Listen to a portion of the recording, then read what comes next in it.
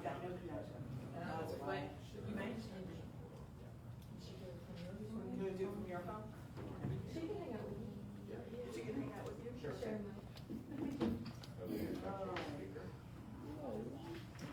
All right, Martin, you there? Yeah, we were right there by the door. No. No. Pardon me? Martin, you there? Yep. Okay. I got it. Okay. All right. So what, 6:31, 6:32, I'd like to call the Baldwin City Council meeting for September 9th to order, please. If you will stand for the invocation and pledge. Father God, be with us today. We are a community of teachers and preachers, of first responders and city residents, of parents and administrators and business owners. We ask you, Father God, to bless us all, to bless Winder, Georgia, and our counterparts there. Bless the families laying their loved ones to rest this week. Bless our children and those who love them. Bless us tonight as we do the work for everyone in our community. In Jesus' name we pray.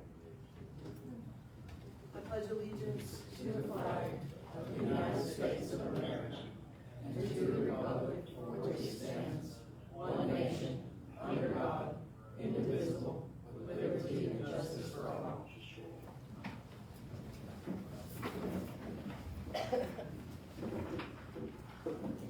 Okay, for those who are watching on Facebook, people have asked to know who is in the gallery.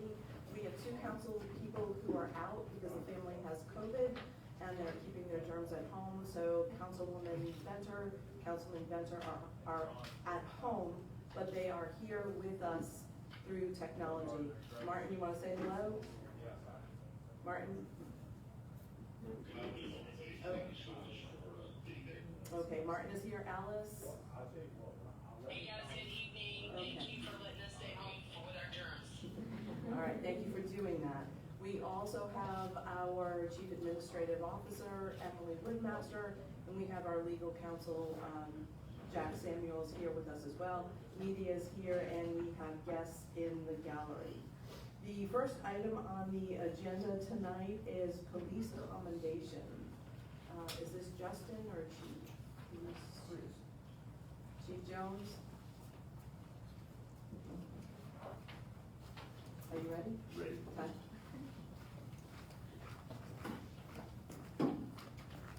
Good evening, Mayor, Council. Good evening. It's awful, it's a little bare up there tonight. They're with us. They're with us online. So what I would like to do, rarely do we get to give commendations in law enforcement. Most of the time we know it's complaints, we're handling complaints, something of that nature. But here in Baldwin, y'all have all heard it before, we have a great staff here. We've got great employees all throughout the city. But this first one, on April 28, 2024, Corporal Groves was on duty here in the city of Baldwin, and a call for a domestic dispute came out in Cornelia. So Corporal Groves went to assist them, and upon getting there, they found a subject, and he was overdosed on an illegal substance. And Corporal Groves, he expedited to his car quickly, got his Narcan, went back in, administered it, and saved the person's life. So for that, we would like to give a life-saving award to Corporal Groves.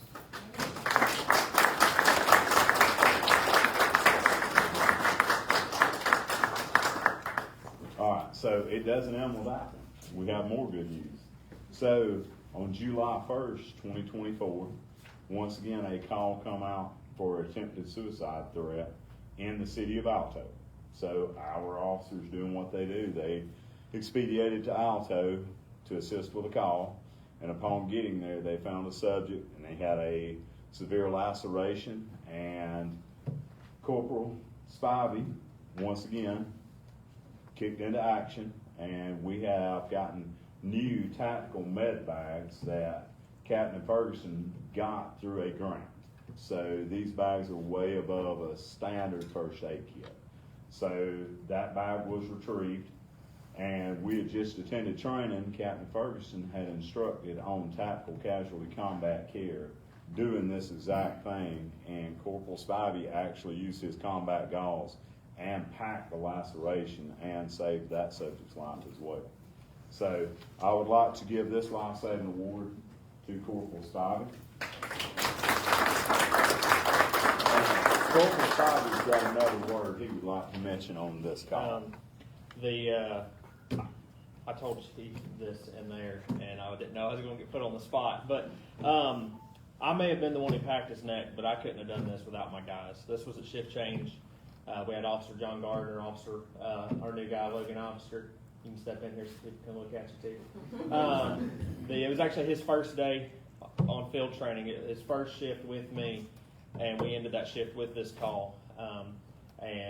He kicked right into action, helping me get the tools I needed. Corporal Groves was on scene. He helped secure the front of the house while Officer Gardner went into the back of the house so he could secure that and actually find the weapon that was used. And I couldn't have done this without their help. So I may have packed his wound, but I couldn't be safe to do that without every single one of them. And I just didn't want them to not receive at least notice that they're equally responsible for this. So. Well, on behalf of the city, thank you to our staff.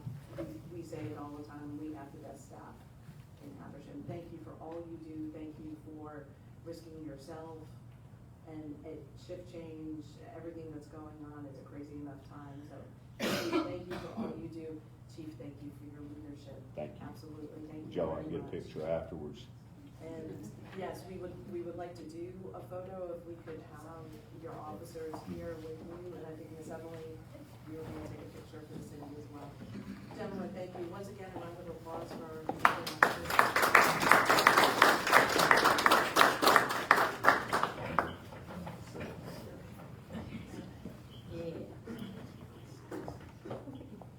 See you guys on Facebook. You look great. Proud of you guys.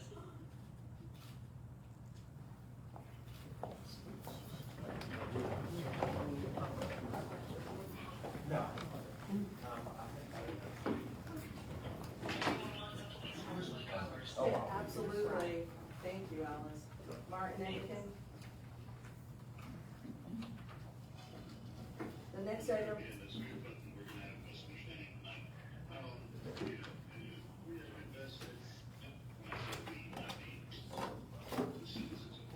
The staff of Baldwin have invested so much in making sure that we have a first-rate police department, and things like this just goes to show that these are the kind of guys and girls that will go the extra mile without any kind of fear.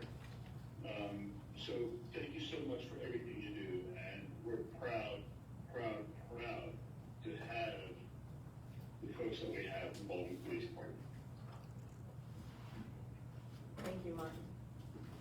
Okay, the next item on the agenda tonight is our consent agenda, approval of minutes, council meeting 8/26/24, in work session 9/3/2024. Has everybody had a chance to look at the minutes? Yeah. Any comments, corrections, concerns? Nope, look good. Okay, can I have a motion to approve the consent agenda as presented? I have a motion from Martin Venter. Can I have a second? I have a second from Eric Keith. All those in favor? Aye. Motion carries unanimously. Next item on the agenda, public comments. We had some people who signed up to speak to us directly. At this point, those folks get 5 minutes because they have asked to speak. And if there's anybody else in the gallery who wants to speak after the 2 folks who've signed up, I will call for you then. So, Mr. Whitney, can you come forward and give us your name and your address, please? Tom Whitney, 189 Crooked Pine Trail in Baldwin. City Council members, Mayor Manuel, thank you for the opportunity to speak to you today. I appreciate the city's ongoing efforts to ensure the safety of our neighborhood in which I live, particularly in managing traffic speeds. I'm here to express my concern regarding the recently installed 15-mile-an-hour speed limit signs on Smoke Rise Drive and Crooked Pine Trail. While I fully support the goal of enhancing safety through clear and enforceable speed limits, I believe the newly set limit of 15 miles per hour is excessively low and does not strike the right balance between safety and practicality. I would specifically like to address Crooked Pine Trail, which features a long, steep hill. On this road, maintaining a 15-mile-an-hour speed limit is not only challenging, but could potentially create a safety hazard, particularly in wet or wintry conditions. The incline makes it difficult for drivers to adhere to such a low speed, and during adverse weather, the risk of accidents could increase as vehicles struggle to maintain control at this speed. Before the installation of these signs, our community managed traffic responsibly without a posted speed limit. The recent changes were implemented following a single complaint, and whereas I question the legitimacy of the complaint, I believe a 25 mile an hour limit would be a more reasonable compromise. This speed is still low enough to ensure safety for pedestrians and children, yet allows for a smoother flow of traffic, reducing unnecessary frustration from the drivers.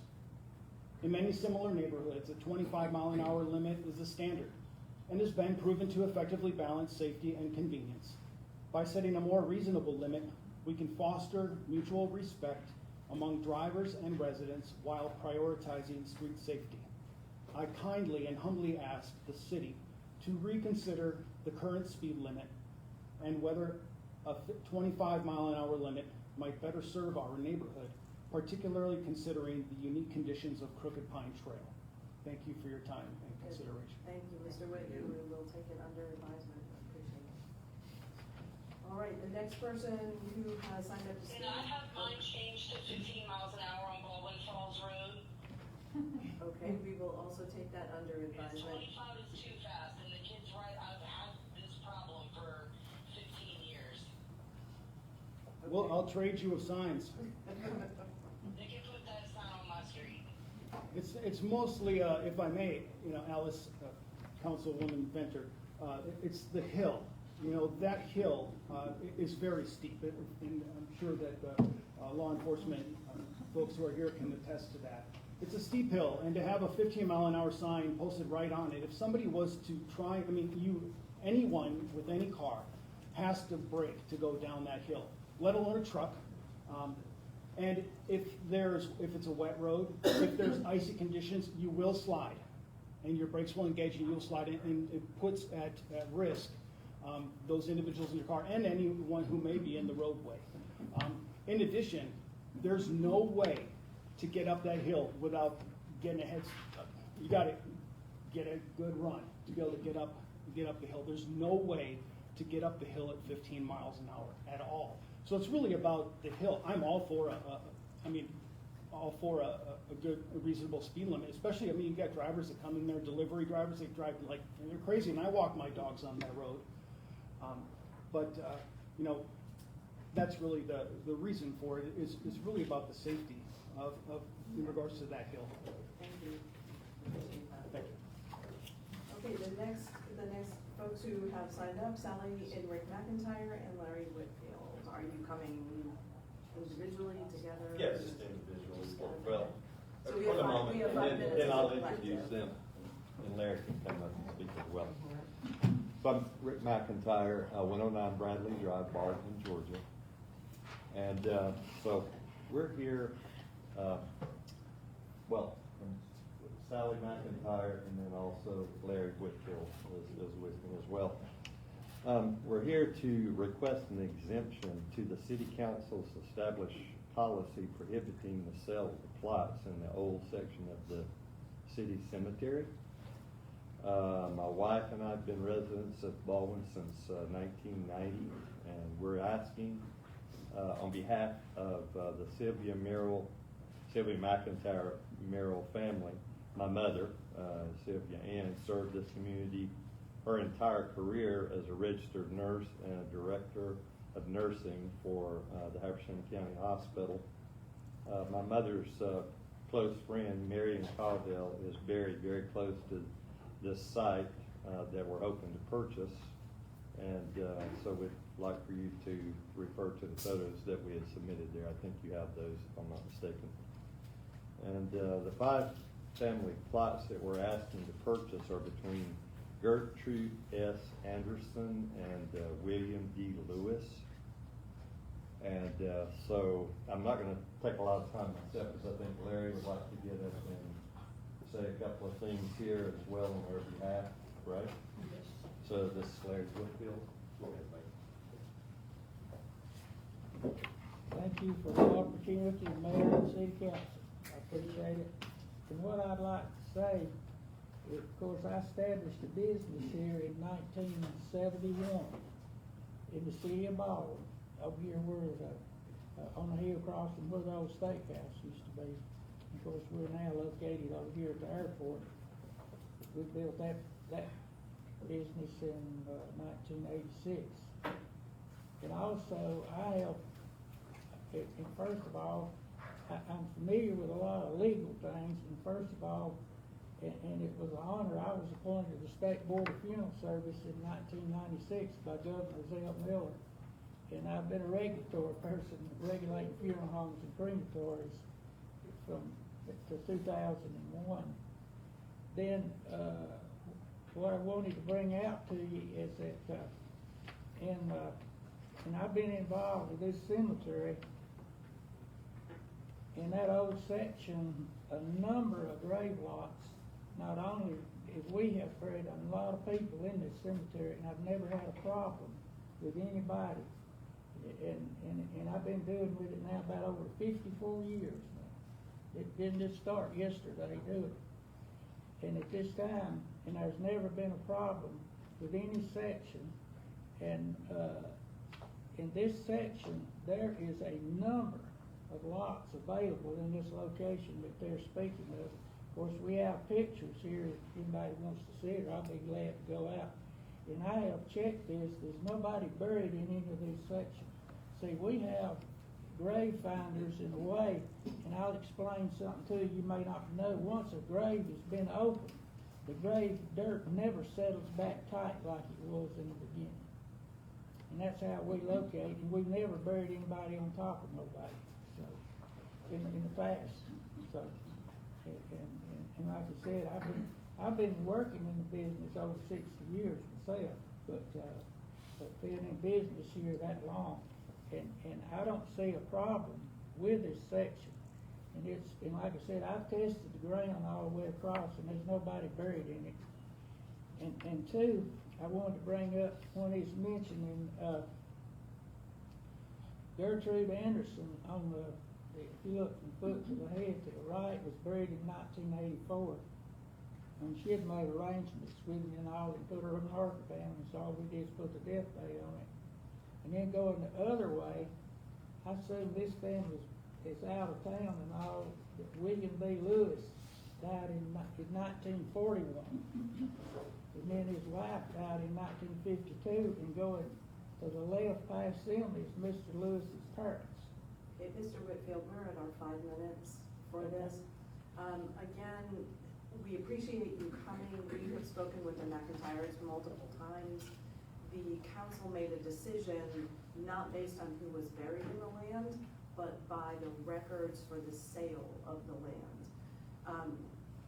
When the land was deeded over to us, we didn't have a full complement of records. The concern is if we sold something to the McIntyres that had already been sold to somebody else. Ms. Woodmaster, did we not just have somebody come in with records that were unbeknownst to us previously? That's correct. They began a payment plan in the early 90s for a couple of plots, and they never finished making their payment, but they came in because they are interested in completing that. And we had absolutely no record of it, but they did. They had all of their receipts, they had their checks, and they had the information that was given to them from the city. Could I just say one thing? No, we've had our 5 minutes. We've addressed this multiple times. But isn't a deed registered at the courthouse? When a plot is sold, isn't a deed supposed to be registered? That's what I thought too. Let me say one thing. And Banks County? There's poor record keeping been done with the city of Baldwin. I'm gonna tell you on these cemetery lots. And I know firsthand about this. Yeah. And before we ever got it too. Yeah. And that, Right, okay. but I don't see it would be a That was problem. my question too. I thought, how on earth did you not know who owns what? Right. It's not as simple as that. And But it's- now on my it's previous infuriating, thing, But I mean, uh, it is what, yeah. one statement And on thank you, these. Mr. Whitfield, for explaining all that, and I really do appreciate you also meeting me over at the cemetery some time back. And, you know, and you are probably right. The problem is that we would be in a really big pickle if we sold that and somebody comes up later on. I agree, it should be recorded. I'm a real estate agent. But if somebody comes up later and shows ownership of that land, we're in a bigger pickle than we are if we don't sell the land. Then honestly, nothing should be sold in that cemetery. If that's the record keeping that the city has done, there should be no more sales at all in that cemetery. If deeds haven't been registered in the courthouse, that's really bad. Are you gonna allow the people that's got lots there to be buried there? Am I going to what? Allow the people there's people got lots in there that's to be buried there in the future. I've looked it all over. If they have their paperwork, they can be buried there. But Well, we're not they already selling, got a we're not husband or- selling any additional They got a lots. husband or a wife or parents already buried there, and they got a space for somebody else. Josh, you want to address this? No. What exactly is your question? The question is if people, you know, people have the paperwork and don't have the paperwork. Right, I mean, we would love people to come forward with the paperwork to say, I own this. I mean, show us, help us with the Yeah, I record. think it's a sad situation too, that if you don't have the paperwork and that the records were already screwed out before it ever got to the city, so you can't. Can you run it in the legals?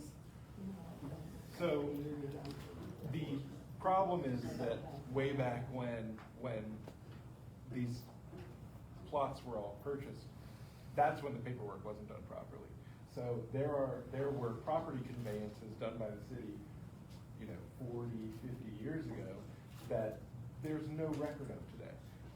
And that's the problem that the city council's trying to deal with. So, your reaction is the same as theirs. Well, we shouldn't sell anything in the cemetery. And that's why they drew the line between the old section and the new section, because there are complete records for the new section. So- But with the old section, they just don't have the records. Are and you saying they that cannot deeds are be- being filed for the new section now?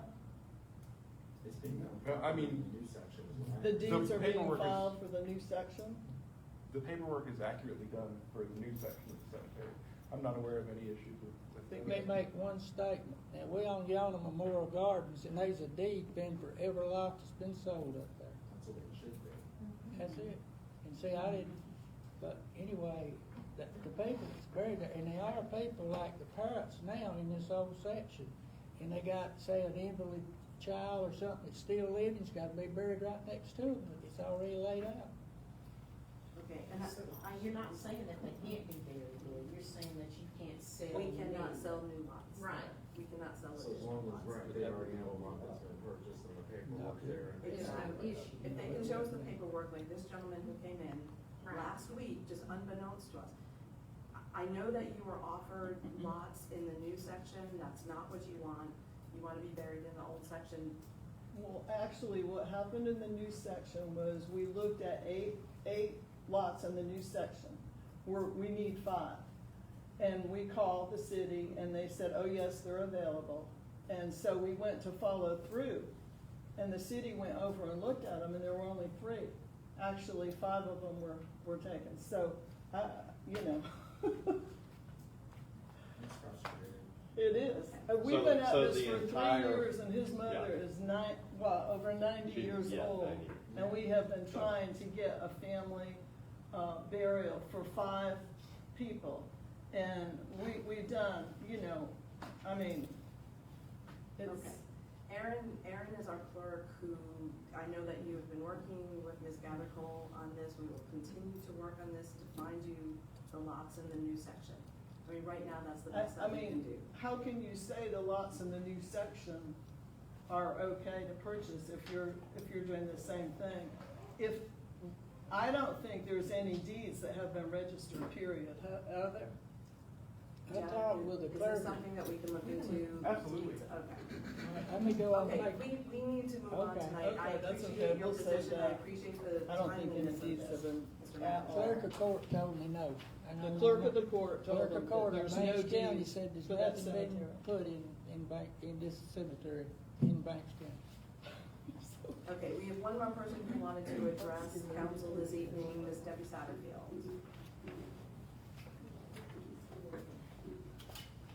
Hello, I'm Debbie Satterfield, Debbie Chandler Satterfield, and I live on 153 Chandler Street in Baldwin.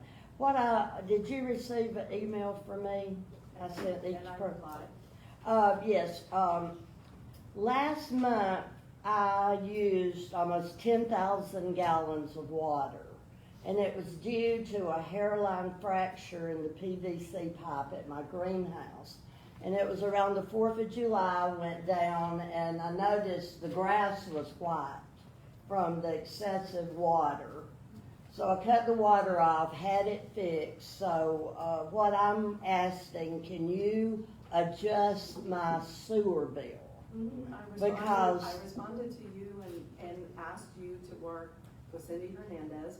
All you have to do is show her proof that the leak was fixed. Yeah. And she will work with you on it. Okay, because, that was $115 of the bill. I sent you an email earlier. Okay, and I've had the account for 45 years, and, I had another leak a few years ago when it got so cold, and it looked like a skating rink there, so when I went down, I had the water cut off, so. She'll be able to help you. All right, thank you. Is there anybody else in the gallery who wanted to address council? No. There are no public hearings, no reports this evening. Next item is old business, consideration approval of the Sangoma Phones contract. Ms. Woodmaster.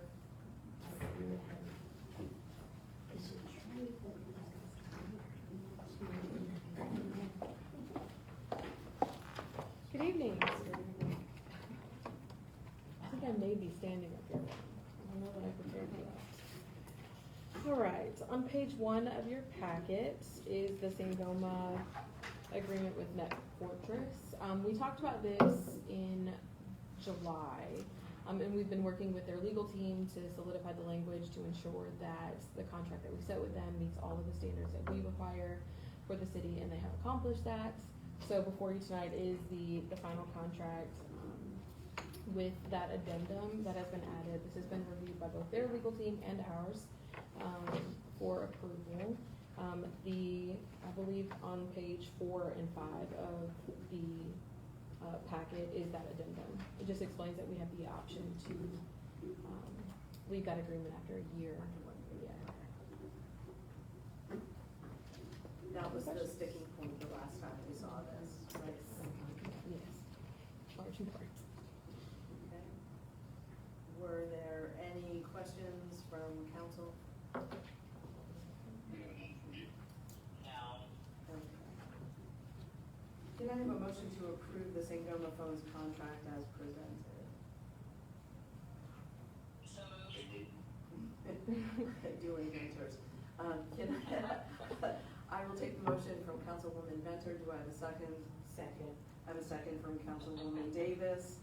All those in favor say aye. Aye. Any opposed? Abstentions? Thank you. Motion passes. Item number 2 under old business is consideration approval of insurance reimbursement budget amendment. Ms. Woodmaster. We discussed this at our work session last week. This is just revenue that we did not anticipate for the budget cycle that we were asking to be included in the budget to recognize it. It was $800. This is from 2 different insurance companies that it was a payout as a result of a wreck that our first responders responded to. And that reimbursement, these are like year-old, year-and-a-half-old vehicle wrecks that are now just not being reimbursed. So we just want to acknowledge that. We don't anticipate any more coming from that. And if we that will come to the council for approval. I had a question from a citizen, they read the article in the newspaper, and they weren't sure if this was something that we were paying or was coming into us. The article in the newspaper was unclear. So, again, as you said at Yes. work session, this is money that's coming to us, not Yes. paying out, and that's why we need the adjustment. Are there any comments or questions from council? No, seeing none, can I have a motion to, accept or approve the insurance reimbursement budget amendments? Yes? Jack, is that? Yes.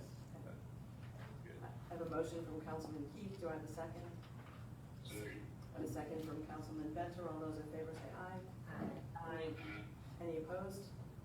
Abstentions? Motion carries unanimously. Under old business item number 3, consideration approval of Cornelia water sale agreements. Ms. Woodmaster. Yes, this is also an item discussed at our work session. This agreement comes before council every 5 years with the city of Cornelia. This is a connection that we have with them in the event that we need to supplement our water supply in just a specific section of our water system. Since our water tank went live, we've not been utilizing this water. We do still budget for it in the event that we have an emergency and do need to make that interconnection. That budget we do not anticipate changing with this rate change. This is a rate change that is directly a cause of their M&O, maintenance and operations expenses increasing, so they are passing that along to us as the end user. It is going from $3.38 to $4.82 per 1,000 gallons. And this rate is good for? For 5 years. For 5 years, it's the length of the agreement. That's correct. Council's had an opportunity to look at it. Okay.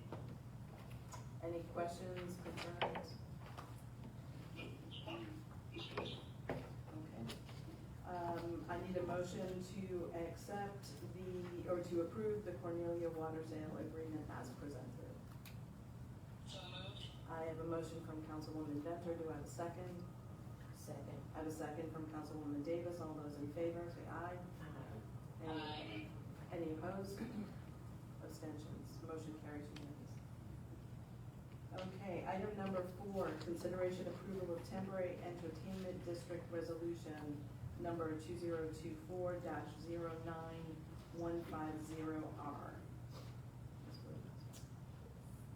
This is a resolution that we adopt and have adopted for the last 3 years for our fall festival. It is specifically only for that day from the hours of 12 p.m. to 8 p.m. This allows Los Cerritos to serve alcoholic beverages at our fall festival. This entertainment district outlines exactly where it belongs. The limit says you can walk with that beverage. There will be stickers on every cup that is handed out from Los Cerritos. They do sign an agreement with the city that they will check IDs and verify age. And Los Cerritos is the only person listed or entity listed on this resolution. They are the only entity that has a consumption license in Baldwin. Should that change, those vendors are welcome to participate in the fall festival as well. And did they fill out the paperwork that they had to fill out? Yep. Okay. Any comments, questions from council? None for me. Excited for the fall festival. Absolutely good. Okay, I need a motion to approve the temporary entertainment district resolution number 2024-09150R. So moved. So moved. I have a motion from Councilman Venter, do I have a second? Second. I have a second from Councilwoman Davis, all those in favor, say aye. Aye. Aye. Any opposed? Motion carries unanimously. Next item, discussion of 2024 millage rates, Ms. Woodmaster. Yes. This is also an item that we discussed at our work session last week. It was a request of Councilman Venter to add what our millage rate would look like without any changes to it, which is not, the Banks County side does have to change a little bit because it's based on the loss that reduces that millage rate. So that one did change a little bit. But before you, on page 13 of your packet, you'll see 4 different options for the millage rate. And then obviously the millage rate that was set for 2023. the recommendation from city staff is the blue column, the minimum required increase, and that would put the millage rate at 9.17, which is an increase to the millage rate of 0.689, which is less than we anticipated when we set the budget. Initially, we set the budget with a 1.11 millage rate increase anticipated, but the digests were larger than anticipated. If you recall, when we did go through that process, we left Banks County as it was last year, setting the budget. So they did increase their budget, their digest by almost $4 million. And so that's where that change comes from, for the most part. But there are 3 other columns. That full rollback is what it would look like to do a full rollback on the millage rate. And the collections are in blue at the bottom of each column. Then the anticipated increase that we expected in June when we set our budget is in green, and then orange is the column at the request of Councilman Venter to have no action, no change to the budget. The millage rate. Any questions about the layout, what the numbers are? Thank you, Mr. for adding that column. Of course. We've had extensive discussions in the council about this, and, as with any group of people, we each have our own opinion and reasoning behind it. And as I said in the work session when we discussed this, I maintain my position. I see the need for the additional funds in order to maintain and improve and plan ahead the services that we offer as a city.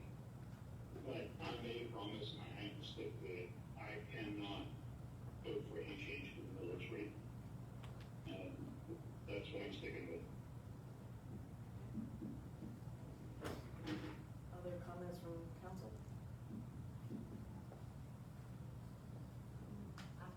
Yeah, go ahead. I'm glad that we don't have to, increase it to 1.11, and I'm good with the 0.68. So. I concur. I don't want to take any more than we necessarily have to. It's already hard enough on people, and it's already hard enough on people to say, hey, we have to do this, and look them in the face. But we know that it has to be done. I'm just thankful that it's not the 1.1 as we were expecting, so that is some relief in itself. Thank you. Okay.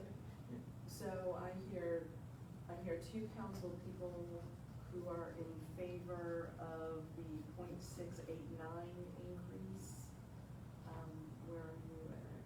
Yes. In the same.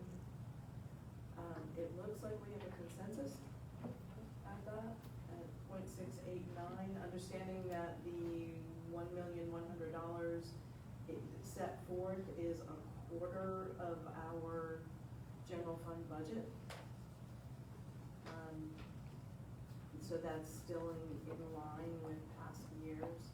We're not increasing that, or we're not increasing the reliance on citizen taxes more than it has been in previous years. Okay, Ms. Woodmaster, if we were to approve this evening, what is the next step? We just need consensus to move forward in that direction. With the potential increase, we do have to schedule 3 public hearings. Aaron and I will do that and put those dates out as soon as we have them. Okay. It'll most likely be the next 3 meetings. Including work session? That's correct. Okay, so I know, is Ms. Harper still here? Yes. She's hiding. Is she hiding? Okay, so I know she wanted to know when the dates were for the hearings, and may I share what you shared with me on the way in? Yes, about the of course. increase? Speaking with Ms. Andrea Harper, longtime Baldwin resident, she was appreciative of the fact that one of the things that we have done is increase public safety with the 24-hour policing and the addition of code enforcement. And again, our residents asked for this. We've been able to deliver it. Yes, there's a cost involved, but I see some of my neighbors here, and they see the patrols coming around the neighborhood, we see the good work that our police department is doing. So I think people are pleased with the quality of policing that we have in Baldwin and the way they work in other jurisdictions as well. So, all right, so we have consensus. Do we need to vote on that as a consensus, or that's it?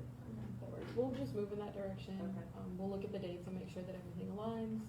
And then we'll put those out. We'll put them on our website and on our Facebook page. I don't want to wait 2 weeks for the next council meeting to announce those days. So as soon as we have them, we'll post them on Facebook and on our website, and then they'll be posted at City Hall as well. And here, of course. All right.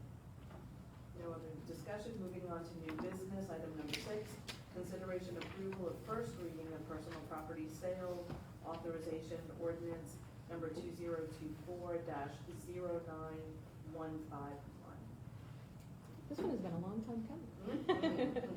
We have talked about this for a couple of years. We just wanted to formalize it. It is required by ordinance for us to do this. But there is some personal property that the city owns that is required to come before council to be approved to sell surplus prior to us disposing of that property.